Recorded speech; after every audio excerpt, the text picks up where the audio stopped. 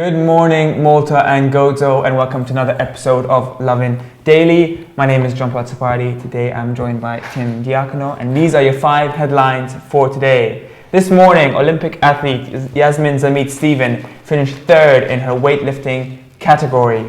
The UK Times posted a SPLOOSHY Malta article that kind of went wrong. PL Deputy Daniel McAuliffe warns that restaurants' salaries are still the same as 20 years ago.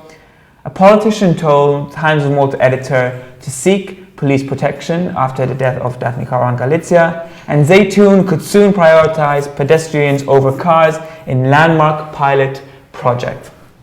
Yeah, so Malta woke up today to the news that YAZMIN Stevens, the weightlifter who has grown in popularity in Malta over the years, finished 3rd in her group in the Olympics, 3rd out of 4, in Group B, competing in the 64 kgs category. So that's, pretty good for YAZMIN, I suppose, right?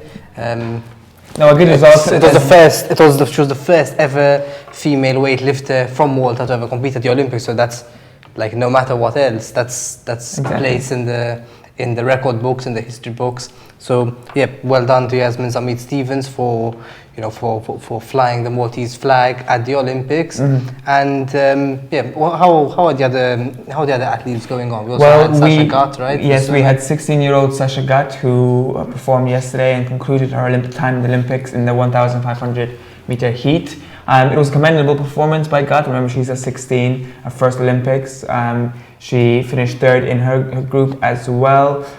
We also have we had Eleanor Betsina compete. She did quite well in indoor pistol shooting, and Matthew Bell as well went against the number 11 ranked badminton player. He also was the first Maltese athlete to compete in badminton at the Olympics. So both him and YAZMIN Stevens are kind of opening the doorway for other athletes to compete in this field in the future. So well done to all. We also have Andrew Katkuti, swimmer Andrew Katkuti, quite a veteran in the Olympics actually for Malta, competing today at 12 p.m. So make sure to check with Lovin Malta on that. We'll keep you updated as soon as that happens. But yeah, now well done to Yaz, well done to all other athletes, and we still have also Eleanor can perform once again, I believe in 25-meter pistol shooting, and Carla Shikuna in the 100 meters later on this week. Moving on to our second story, now concerning a article posted by the UK Times, quite a splooshy article titled "A Brit's Guide to Buying a Home in Malta." The article kind of, promoted Malta as this favorable tax law, having favorable tax law, excellent healthcare, educational systems, easy accessibility, sunny climates, and the notorious Golden Passport scheme. However, many comments in the article begged to differ and instead resorted to criticizing the island, with one saying that it is in fact a sunny place for shady people. This article went wrong. It seemed like it had mentioned a number of real estaters in Malta and businesses, so it obviously might have been sponsored in one way or another, but people weren't shy in sharing their opinions on what they believe to be the reality of Malta, although I kind of differ in what a lot of people have to say, especially when you are sitting behind a computer and commenting anonymously online. You don't know who's saying what, and it isn't really reflective of what's going on in Malta, let's be honest. The quite negative comments about Malta. Tim, what did you make? Well, what I make is that usually the comments on the articles tend to sway towards disagreeing with the argument. It's not just with it. It seems to be a common fact of the internet, so I'm not surprised that that's in the slightest. If it was going to be about Cyprus or Greece, you can rest assured that the comments have been criticizing that country as well. However, I do find it, on a separate note, besides the aspect of the comments, that Malta is looking overseas to try and prop up its real estate market, mm-hmm. right? Mm-hmm. As we know, property is extremely expensive in Malta, and if we're now going to overseas to try and prop it up, well, that doesn't look great, right? Maybe the market should come down and the prices should normalize for the sake of normal Maltese people, rather than trying to go after wealthy people in foreign countries. And on a similar topic, actually, the deputy leader of the Labour Party, Daniel McAuliffe, has warned that salaries of certain restaurants have not moved an inch since when he was a student waiter 20 years ago. Now, there's a huge debate going on within the catering industry in Malta because of a lack of staff. It's been a problem in Malta for a few years. It's got exacerbated by the COVID-19 pandemic when several foreign workers ended up leaving or being forced out of Malta, due to lockdown restrictions. And now a lot of restaurants have reopened but are facing a staff shortage. And Danny McAuliffe's argument is, listen, you need to make your, not to all restaurants, but to some restaurants, you need to make your conditions more attractive for Maltese workers, for Maltese youths and workers. They need to be able to see a career in the industry, that you start off in the kitchen and you work your way up. It's become a bit more rare nowadays as the job has become more precarious, which is I think. To be fair, it's not easy to just give a catch-all argument, right? Because at the end of the day, you increase the salaries of workers, and you have to also probably increase the costs of the meals. The restaurant itself becomes less competitive, and then the business might suffer as a result. So it's very difficult to just say so, but yeah, no, I'm glad that these debates are being had by people in the top of politics, because these are some of the key issues we need to discuss over the coming months and years, for sure. Absolutely. And then you mentioned, as we said, with the real estate market and whatnot, things are becoming more expensive in Malta, and if jobs aren't able to match those demands and those increases, then it's just we'll be experiencing even a more shortage of staff in restaurants and whatnot. Moving on to our fourth story for today.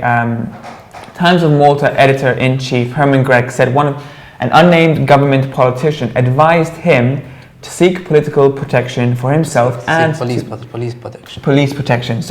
And for him and two of his journalists for their reporting on the Daphne Caruana Galizia murder case. Gregg spoke about this in his interview with Trudy Kerr online called The Interviewer. His comments come shortly after, in fact, another journalist, Manuel Delia, who was speaking on John Malia's podcast, spoke that Jorgen Fenech, the main suspect in the Caruana Galizia murder, had tried to apparently remove him from the scene through means they have not yet been made public. Kind of, worrying thing to hear, especially for journalists like ourselves, that people have been targeting the media. I mean, it comes as no surprise as well, considering everything that happens in Malta here with the media and what has unfolded over the past few years. But quite worrying and quite shocking at the same time. Well, I mean, obviously it's like one big, it's a bit of like a game of shadows in a way, right? So the plot just keeps thickening, different characters keep coming in, and you might even know who they are. I mean, there's a reason for this, and the reason is that the stakes are extremely, extremely high. Every single word, some people were criticizing Herman Gregg for not naming the politician. It's like, no, of course he's not going to name the politician. As in, this politician might be going out on a whim, but it also shows that sometimes, this is a politician apparently who came from within the government, from within cabinet, but also shows that sometimes everything is not always as it seems, right? So there are things happening behind the scenes that may not be immediately apparent, but will possibly be apparent in the future. The problem is that, unfortunately, justice in Malta takes extremely, extremely long, which is a huge injustice in and of itself. Right. But yes, hopefully that's one step further towards finding out the truth. And finally, a pretty cool story. So, Lovin Malta yesterday revealed plans by the Local Councils Association and the ŻEJTUN Local Council to largely pedestrianize a large chunk of the town of ŻEJTUN. So ޒيتون is going to be is being seen as a pilot project for a whole national project called Slow Streets. Now, Slow Streets basically is what it sounds like: making streets slower for vehicles, deprioritizing cars and prioritizing residents. That will mean forcing cars to share certain roads with pedestrians and cyclists. That means slashing the speed limit of cars to as low as 20 kilometers per hour, closing off some streets entirely to cars, and giving them back completely to communities and allowing children to play in the streets freely, introducing more pedestrian crossings, more bicycle lanes.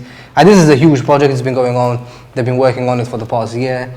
we're going to start seeing the implementation of it soon in the coming weeks, and it's going to start with ZAYTUN. So this is a major change that is going to impact Malta. Let's see if it actually works out. There's obviously going to be quite a lot of resistance to it, because people will realize that life might be better in some ways, but it might be more complicated in others, right?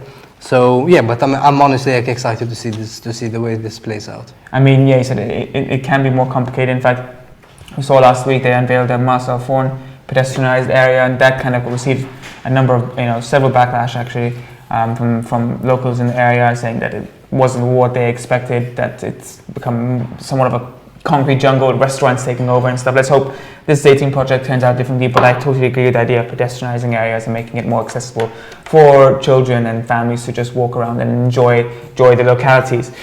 With that being said, this brings us to the end of today's episode. From Tim and I, have a day full of lovin'.